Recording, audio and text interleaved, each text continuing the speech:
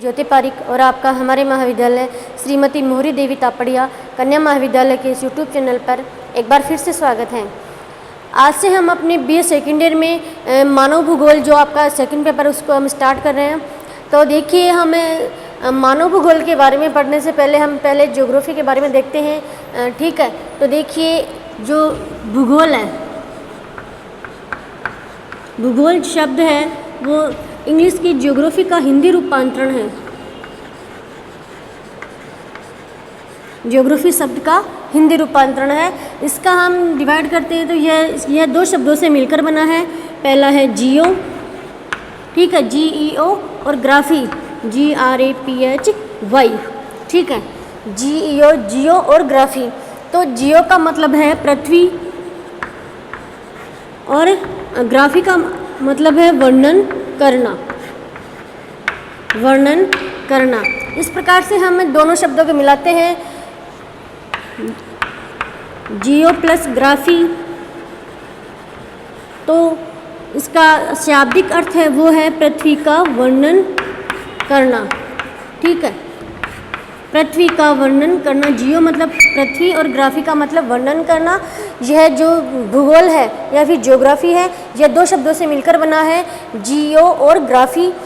जियो का मतलब है पृथ्वी और ग्राफी का मतलब है वर्णन करना। इस प्रकार से इसके पूरे शब्द का शाब्दिक अर्थ हम देखें तो इसका शाब्दिक अर्थ है पृथ्वी का वर्णन करना। तो देखिए, पृथ्वी के वर्णन करने से तात्पर्य है कि पृथ्वी के ऊपर जो भौगोलिक दृश्यावली है, भौगोलिक दृश्य हैं, जो भौगोलिक दृश्य हैं, भौगोलिक दृश्य उनका वर्णन करना, और जो पृथ्वी के ऊपर जो मानव निवास करते हैं, जीव जंतु निवास करते हैं, तो उन सभी का अंतर संबंध में अध्ययन करना।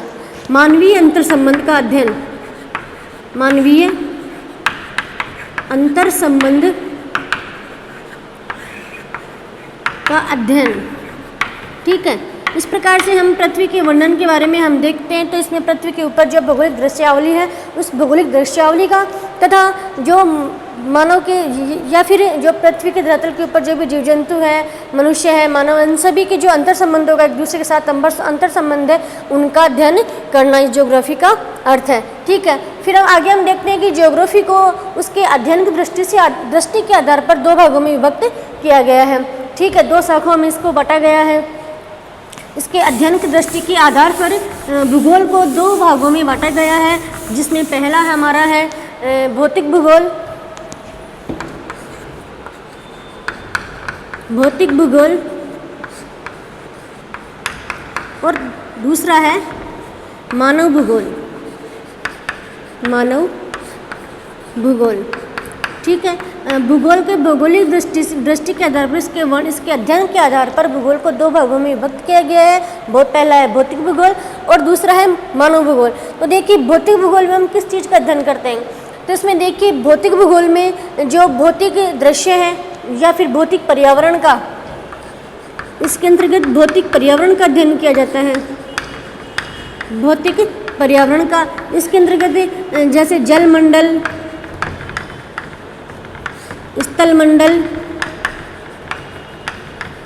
मंडल और वायुमंडल, इन सभी का इस भौतिक भूगोल के अंतर्गत अध्ययन किया जाता है, ठीक है।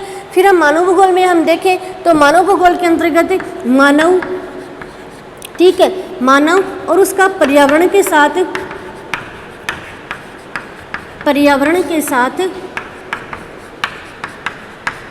अंतर संबंध का, पर्यावरण के साथ अंतर संबंध का क्रमबद्ध अध्ययन इसके अंतर्गत किया जाता है, ठीक है, क्रमबद्ध अध्ययन। तो देखिए, भूगोल को उसके अध्ययन की दृष्टि के आधार पर दो भागों में बांटा है, भौतिक भूगोल, मानव भूगोल। और भौतिक भूगोल के अंतर्गत भौतिक पर्यावरण का अध्ययन किया जाता है, इसके अंतर्गत जलमंडल, स्थलमंडल, वायुमंडल का अध्ययन किया जाता है। और मानव भूगोल में हम देखें तो मानव और पर्यावरण के साथ उसके जो भी अंतर संबंध है, उन अंतर संबंधों का क्रमबद्ध रूप से अध्ययन किया जाता है, ठीक है। और आज हम ये हमारा जो मानव भूगोल अपने सिलेबस में ये जो मानव भूगोल है, इसका ही हम अध्ययन करने जा रहे हैं। तो देखिए, आज से हमारी ये जो बुक है मानव भूगोल, उसी की हम शुरुआत करते हैं, ठीक है।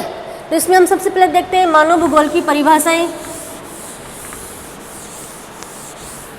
तो देखिए हम मानव भूगोल की परिभाषा देखते हैं। सबसे पहले मानव भूगोल का शाब्दिक अर्थ हमने देख लिया कि मानव भूगोल के अंतर्गत मानव और पर्यावरण के बीच उनके अंतर संबंधों के मध्य क्रमबद्ध उसका अध्ययन किया जाता है। ठीक है, मानव और उसके पर्यावरण के मध्य अंतर संबंधों का क्रमबद्ध अध्ययन मानव भूगोल के अंतर्गत किया जाता है। ठीक है, उसके बाद हम मानव भूगोल की परिभाषाएं के बारे में हम देखते हैं। तो सबसे पहले जो मानव भूगोल का जनक है, ठीक है, मानव भूगोल का जो जनक किसे माना जाता है? फ्रेडरिक रेटजेल को।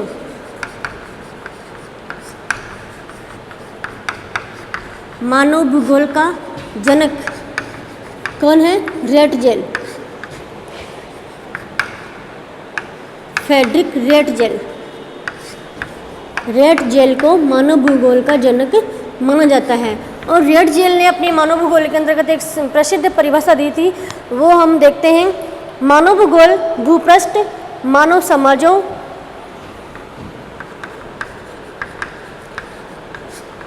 मानव भूगोल भूपृष्ठ, मानव समाजों,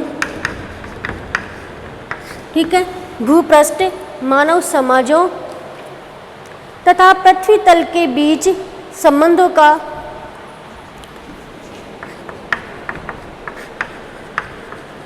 पृथ्वी तल के बीच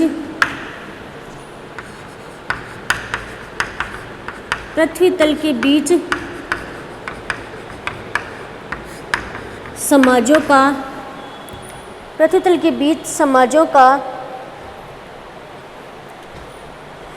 बीच संबंधों का संश्लिष्ट अध्ययन करता है, के बीच संबंधों का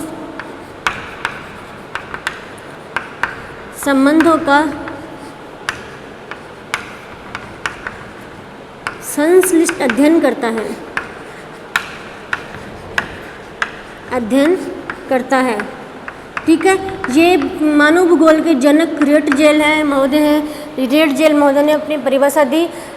मानव भूगोल भूपृष्ठ, ठीक है, पृथ्वी तल, भूपृष्ठ, मानव समाजों का तथा पृथ्वी तल के बीच संबंधों का, मतलब इस परिभाषा का मीन्स ये है कि इसके अंतर्गत भूपृष्ठ और मानव जो समाज है, उस मानव समाज तथा पृथ्वी तल के बीच में जो आपस में जो संबंध है, उन संबंधों का अध्ययन मानव भूगोल में किया जाता है।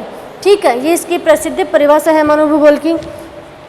फिर आगे हम देखें मानव भूगोल के उद्देश्य के बारे में भी हम देख लेते हैं कि मानव भूगोल के क्या उद्देश्य हैं, मानव भूगोल के पढ़ने के क्या उद्देश्य, हम मानव भूगोल को हम क्यों पढ़ते हैं। ठीक है, हम किसी भी चीज़ को पढ़ते हैं तो हमारा उसका कोई उद्देश्य होता है कि हम इस उद्देश्य के आधार पर हम इस चीज़ को पढ़ रहे हैं। ठीक है, हमें बीए की या बीए सेकेंड ईयर की परीक्षा में पास करनी है, इसीलिए हम मानव भूगोल को पढ़ रहे हैं, हमारा ये एक उद्देश्य है।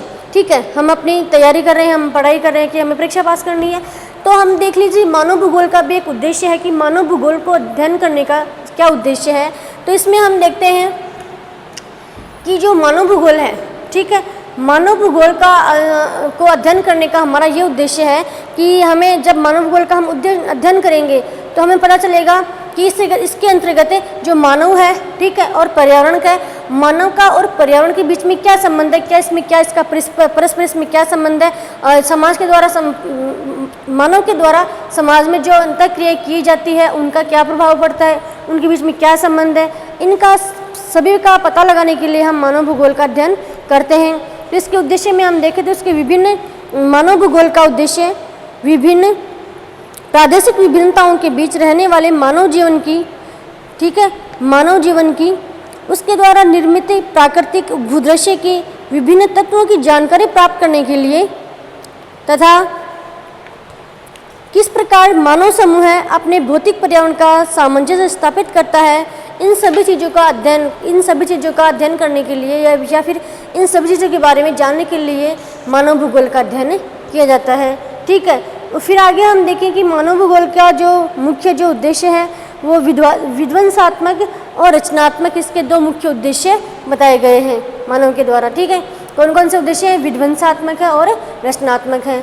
इस प्रकार से हम कह सकते हैं कि मानव भूगोल को पढ़ने का हमारा उद्देश्य केवल एक ही है कि इसके अंतर्गत है मानव और जो पर्यावरण है उस पर्यावरण का मानव के साथ क्या संबंध है, और पर्यावरण जो मानव को किस प्रकार से प्रभावित करता है, और पर्यावरण है जो मानव है वो मानव है जो पर्यावरण को किस प्रकार से प्रभावित करता है। इन सभी चीज़ों का अध्ययन करने के लिए मानव भूगोल का अध्ययन किया जाता है। ठीक है, तो आज की वीडियो में हमने मानव भूगोल की परिभाषा और उसके उद्देश्य के बारे में देखा है, और अगली वीडियो में हम इसका जो अगला पार्ट है उसके बारे में हम देखेंगे। तब तक के लिए धन्यवाद।